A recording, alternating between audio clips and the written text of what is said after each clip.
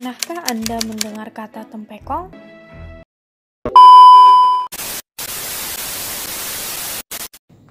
Assalamualaikum warahmatullahi wabarakatuh.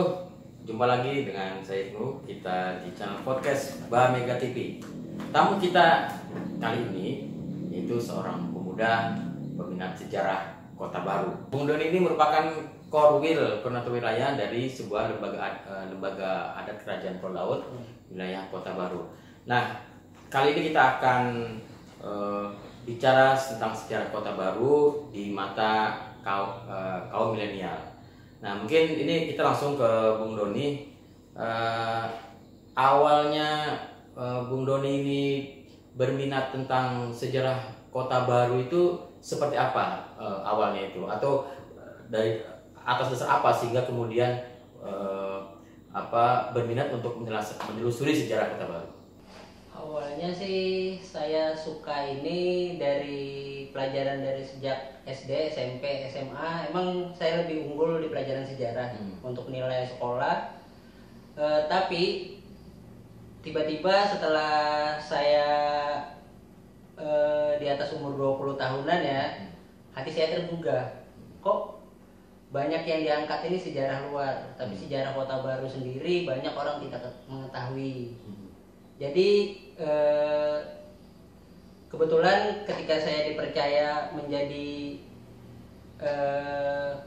anggota dari Lembaga Adat Kerajaan Pulau Laut, dan saya dipercaya jadi ketua Korwil Kota Baru, maka keinginan saya untuk membuat orang lebih tahu tentang sejarah Kota Baru ini semakin besar. Maka saya berkelilinglah mencari narasumber, mencari data-data. Pernahkah ketika kita lewat jalan depan SMP 1, apalagi saya kan alumni SMP 1, tahukah kita siapa itu? Namanya M. Alwi. Padahal beliau bermakam di Taman Makam Pahlawan.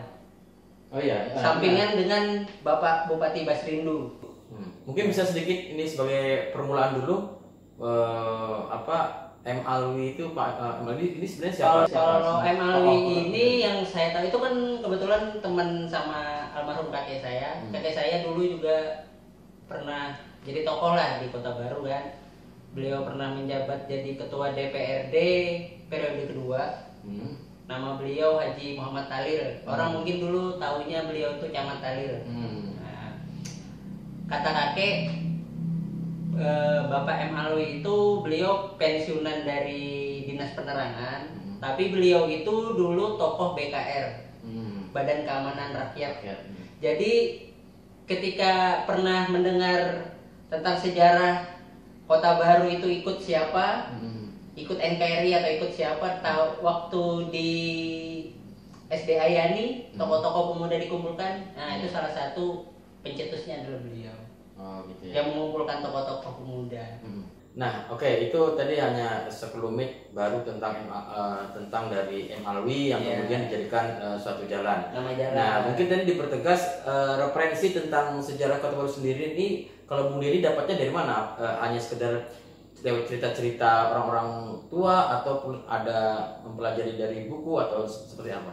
Ada cerita, ada berdasarkan cerita, ada juga dari berdasarkan buku-buku yang saya baca. Tapi buku-buku itu buku-buku lama sih, ejaan lama, buku-buku. Ada juga tulisan tangan dari ini kan, kayak lembaga adat itu kan dari Juriat, menceritakan tentang siapa. Contoh mungkin Pangeran Indra Kusuma, nama jalan kan. Pangeran Indra Kusuma itu kalau yang saya tahu, mohon maaf bila saya tidak salah ya, itu kakak dari Pangeran Jaya Sumitra. Beliau itu anak dari Pangeran Haji Musa juga. Beliau waktu itu masih daerahnya masih belum di Pulau Laut. Dulu masih namanya nama Raja Kusan. Kerajaan Kusan, tapi kan nanti kan pindah ke Selino. Akhirnya kan jadi Kerajaan Pulau Laut. Nah, beliau ini waktu itu masih menjabat sepertinya salah satu pewaris tahta. Cuma kayaknya beliau ini dulu dicari sama Belanda, Bang. Jadi beliau tidak sempat menjabat raja. Jadi yang menjabat raja itu saudara beliau yang bernama Pangeran Muhammad Nafis menjadi Raja Kusan III. Pangeran Muhammad Nafis tidak tidak bertahan, maksudnya tidak, umur beliau tidak panjang, akhirnya digantikan lagi oleh adik beliau yang bernama Pangeran Jaya Sumitra. Dari Pangeran Jaya Sumitra lah kerajaan Kusan ini dipindahkan ke Selinung. Akhirnya dari Selinung ke Sigam, dan itu yang menjadikan nama kerajaan Pulau Laut. Sebelumnya kan kita juga saya dulu pernah sekolah di SMA, itu taunya makam yang ada itulah adalah makam Raja Sigam. Nah, mungkin Bung Doni bisa menceritakan yang kemudian yang benar, karena sekarang dirubah menjadi makam Raja Pulau Laut. Apa kira-kira yang mendasari kemudian dulunya Raja Sigam dan sebagian orang itu kira-kira kenapa orang kemudian mengatakan makam Raja Sigam? Ternyata secara sejarah sebetulnya itu adalah istilahnya makam Raja Pulau Laut. Mungkin bisa menceritakan tentang perubahan istilah itu. Oh, kita tidak merubah istilah itu, cuma meluruskan sejarah. Karena kita pun mendapatkan surat dari Belanda, itu simpanan dari zaman VOC dulu ya, kira-kira tahun 1900-an itu.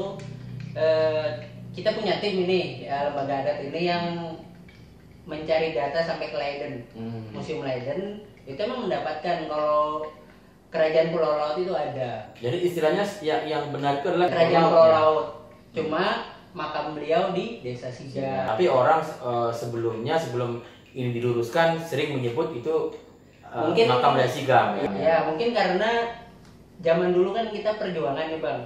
Jadi banyak nih orang juret-juret beliau ini yang menghilang karena dicari-cari sama Belanda kan. Jadi perlahan-lahan itu mereka sudah ada yang di Jakarta, ada yang ke Malaysia, ada yang mana-mana kan, ada yang ke Riau, ada yang ke Bangka, ada yang di Inhil kan, Indragiri itu, ke Riau itu juriat kita yang tersebar di sana, ya akhirnya yang di Kota Baru tinggal sedikit. Dan nama Sigam itu sudah diinikan sama sudah dikenal sama masyarakat, akhirnya menempel kan. Nah inilah mungkin saya sebagai generasi muda tercetus untuk meluruskan lagi. Jadi gini, kita tahu bahwa Kota Baru ini kan sekarang juga cukup heterogen ya bentuknya. Nah mungkin kalau yang Bung Doni ketahui, kalau dari tempo dulu keberagaman atau heterogenitas Kota Baru ini apakah baru atau memang dari dulu memang di Kota Baru ini cukup heterogen dari penduduknya, atau sejak waktu masih di era zaman kerajaan, seperti apa mungkin dari fakta-fakta sejarah yang Bung Doni tahu? Ini kebetulan saya lagi baru mengulas tentang video Tempekong. Tempekong itu kan yang saya tahu itu berdasarkan catatan sejarah berdiri tahun 1895. Berarti waktu itu di sini masih bersifat kerajaan.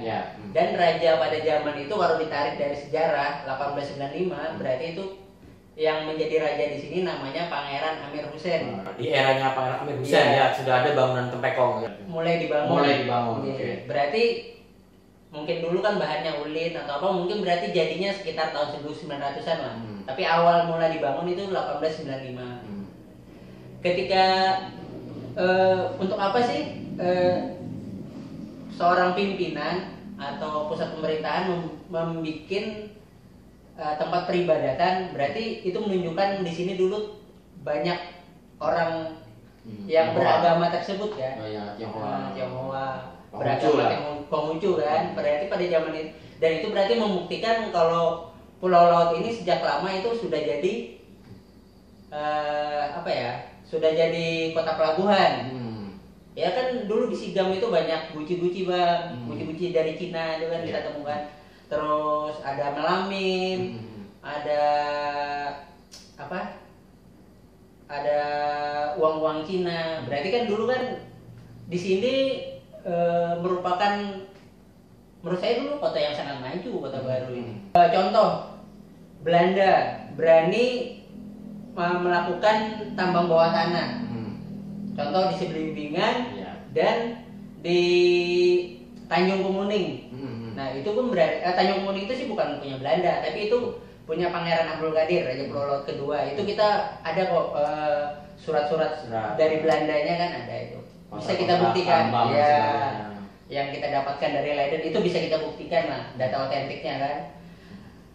Berarti ya Kota Baru itu dari dulu tuh udah apa sih, nggak mungkin kan seorang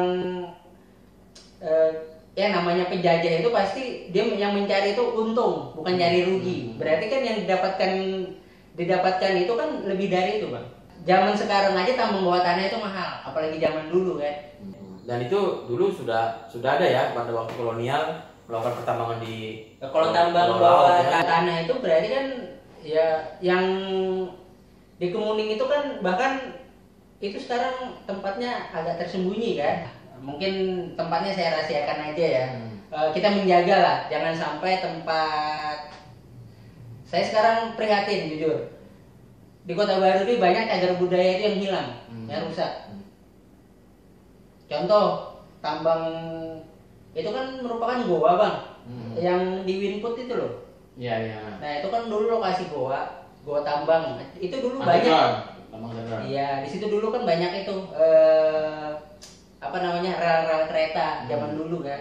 Nah, sayang kalau misalkan itu tidak dijaga. Ya, termasuk rumah sakit terbesar jiwa ya. Rumah sakit jiwa terbesar di Asia Tenggara. Nah, itu perlu kita kaji lagi sih. Kenapa dibuang di sini? Apakah juga ini dulu kota pembuangan? Tapi kalau saya sih cuma emang apa ya? Mungkin dulu itu di dalam sini di Kota Baru ini terbagi dua mungkin ya. Distrik itu ya. Mungkin Sebelibingan itu khusus pedestrian orang Belanda mungkin, terus di sini di wilayah kita yang di Pulau Laut Utara mungkin itu sekarang Pulau Laut Sigam ya. Mungkin itu wilayah dari kerajaan mungkin. Jadi kita bisa membayangkan dulu kolonial dan kerajaan hidup semacam berdampingan begitu ya. Ya kalau yang kalau kita lihat dari ininya kan, dari sejarah kan. Cuma saya tidak tahu belum, nanti mungkin kita sama-sama kita kaji apakah seperti kayak di Jogja. Di Jogja itu kan Benteng Panderbek sama Keraton Jogja kan berdekatan, Bang. Nah, apakah seperti itu dulunya kan kita tidak tahu kan kehidupannya. Iya. Tapi kalau menurut Bung Doni sendiri, kesadaran sejarah ini untuk era sekarang itu masih perlu tidak? Masih penting tidak? Perlu, Bang. Kebetulan kemarin saya pernah mentes. Kebetulan dia itu dites untuk masuk posisi yang bergengsi lah. Dia sebagai pemuda mewakili orang-orang hebat pemuda yang di sini untuk menjadi penggerek bendera.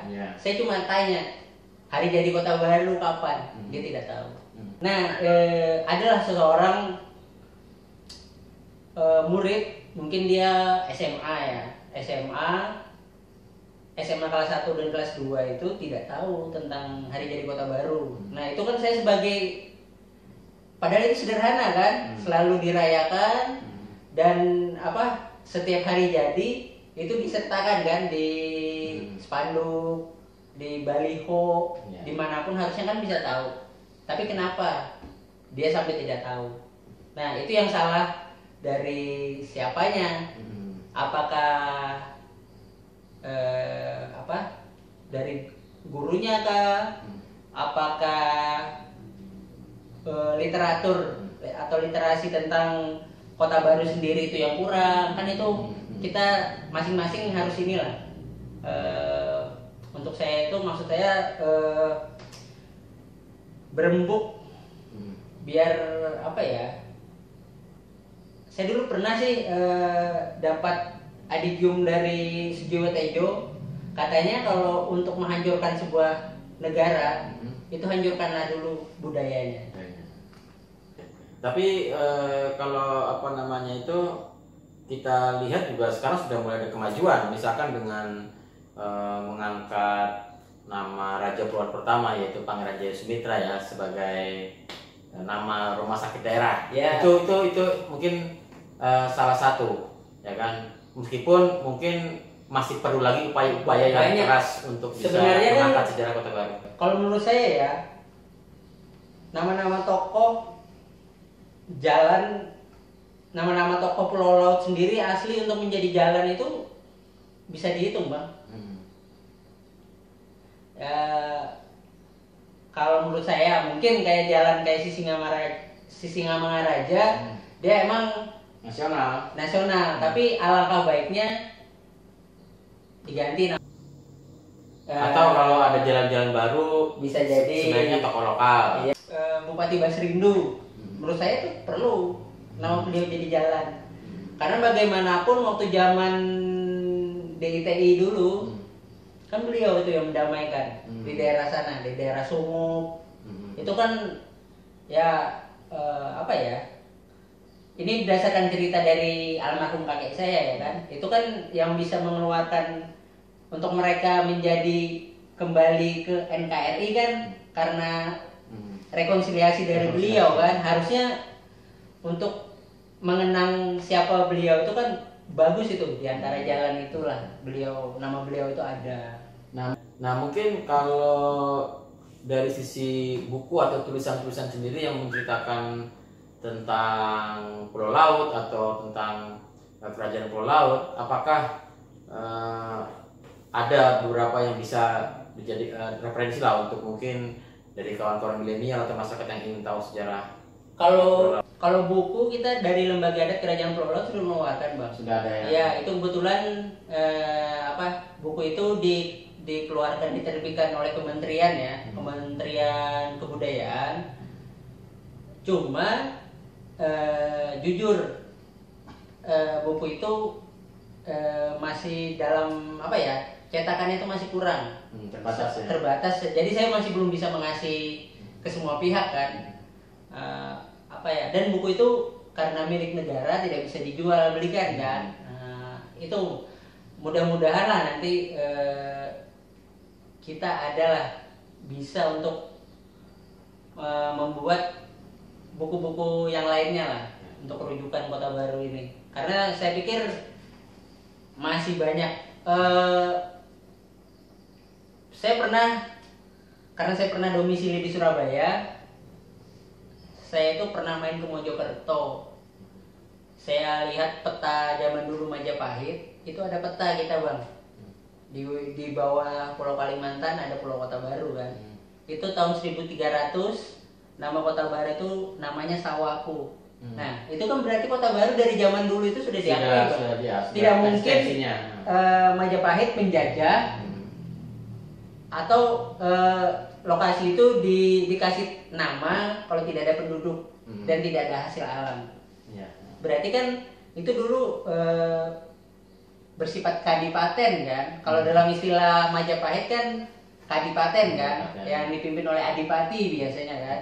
Nah, berarti itu membuktikan kalau Kota Baru itu dari dulu sebenarnya sudah merupakan kota yang kaya. Dan sampai sekarang juga ya, sehingga banyak para investor yang melirik. Nah, mungkin ini sebagai ini adalah pembicaraan kita sesi pertama sebagai pembuka tentang sejarah.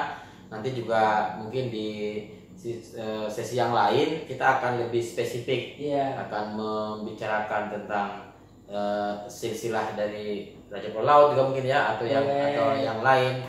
Nah, karena ini merupakan edisi pertama pembicaraan Kota Baru, jadi kita masih sporadis sifatnya. Masih global lah. Masih global. Cuma kita memberikan gambaran kepada warga Kota Baru kalau sejarah Kota Baru itu terlalu banyak untuk yang bisa diangkat. Yang bisa dikupas ya. Dari berbagai sisi. Pernah kita berpikir nama daerah Tanjung Pengharapan. Tanjung Pengharapan itu kan ada di Afrika. Kenapa Tanjung Harapan? Karena dulu Columbus kan, Columbus ya yang tersesat. Berarti kan dulu di sini pernah yang melihat seperti Tanjung Harapan. Iya. Kalau yang pernah dikaji oleh ada guru saya SMP di sini, beliau sekarang sih sudah tidak menjadi guru lagi, tapi beliau bilang pernah ke saya, makam tertua di Kota Baru saat ini masih yang ditemukan yang tertua ya, yang ditemukan itu ada abad ke-6 Bang. Itu ada di Desa Sigam. Itu indikasinya makam dari penduduk lokal atau makam dari apa kira-kira? Sepertinya makam-makam orang-orang Arab gitu Bang. Maksudnya pedagang, mungkin entah dari Gujarat, entah dari mana kan. Karena sudah dari ada di abad ke 6. Karena sudah dari ada di abad ke 6. Berarti apa? Berarti kan tahun 600 Bang. Tahun 600. Iya. Kutai aja kan tahun 400. 500 kan Tarumanegara. 600 itu kan berarti kan perpindahannya kan sudah ke Jawa ya. Sudah ke arah Pusindo, entah Airlangga kan, Kediri ya. Jadi meskipun kita ini disebut sebagai kota baru, sebenarnya ini sebuah kota atau wilayah sudah cukup tua ya. Kota Jadi baru. Kota lama juga sebenarnya. Iya, kota baru ini kita tidak tahu kan namanya sejak kapan kan. Yang jelas dari Majapahit sendiri aja kan namanya itu Sawaku. Sawaku, terus dari apa? Dari kerajaan Pulau Laut namanya Pulau Laut. Itu pun ada peta dari Belanda kan, saya punya itu. Nah, ini zaman ada namanya Sarajana, Gunung Jambangan, Sekapung. Itu kan berarti kan nama itu sudah lama, Bang. Belum lagi kalau Kota Baru kita mengupas di legenda-legenda yang ada ya. Baik, mungkin sebagai closing statement dari Bung Doni untuk masyarakat Kota Baru dan juga khususnya kalangan milenial berkenaan dengan sejarah Kota Baru, harapannya seperti apa kira-kira? Baik harapan pada pemerintah atau berkenaan dengan nilai sejarah Kota Baru ini? Kalau saya sih bagaimanapun entah di sini bukan asli sini tapi bertempat tinggal di sini, dia lahir di sini. Saya tidak berbicara soal suku ya. Apapun kalau dia sudah minum air Kota Baru ini, harapan saya dia mencintai Kota Baru Bang, tahu sejarahnya lah paling tidak kan. Kota Baru ini asalnya dari mana,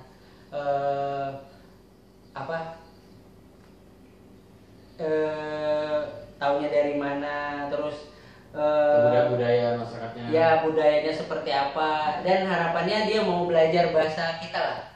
Jangan sampai bahasa asli Banjar ini hilang Bang. Ya kan?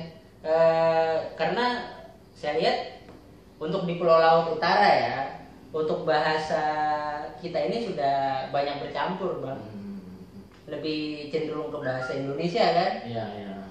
Kalau untuk daerah Pulau Laut Timur, Pulau Laut Barat itu emang masih bahasa Banjar yang asli. Cuma sangat disayangkan lah. Sedangkan ini kan ibu kotanya kan pusatnya kan ada di Pulau Laut Utara kan. Harusnya itu dijadikan inilah mudah-mudahan budaya kita asli sini bisa tetap terjaga. Iya, bisa dicintai lagi kan. Oke, terima kasih Bung Doni atas kesempatannya. Baiklah, dan sanak semuanya, itulah tadi pembicaraan kita mengenai pengantar dari sejarah Kota Baru, dan kita selanjutnya nanti akan ketemu dengan sesi-sesi yang lain mengupas tentang berbagai hal, khususnya tentang sejarah Kota Baru dari berbagai sisi, masuk mungkin legenda-legenda yang ada di Kota Baru. Terima kasih. Assalamualaikum warahmatullahi wabarakatuh.